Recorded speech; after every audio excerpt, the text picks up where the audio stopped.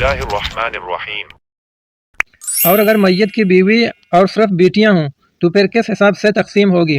اس کا جواب یہ ہے کہ اگر میت کی بیوی اور بیٹیاں ہوں تو کل ترکہ کا 8واں حصہ 1/8 بیوی کا ہوگا، اور پھر کل ترکہ کا 2/3 حصہ یعنی 2/3 بیٹیوں کے ہوں گے۔ جو بچے گا وہ اسبا کے ہوں گے۔ اسبا نہ ہونے کی صورت میں یہ بچے ہوئے دوبارہ بیٹیوں کے درمیان تقسیم ہوں گے، کچھ اس طرح سے۔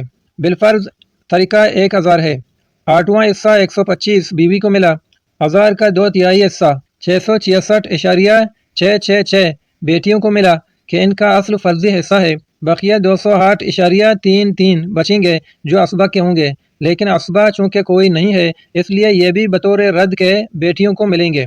مطلب کل ملا کر بیٹیوں کو 875 روپے ملیں گے جو ان کے درمیان برابر تقسیم ہوں گے۔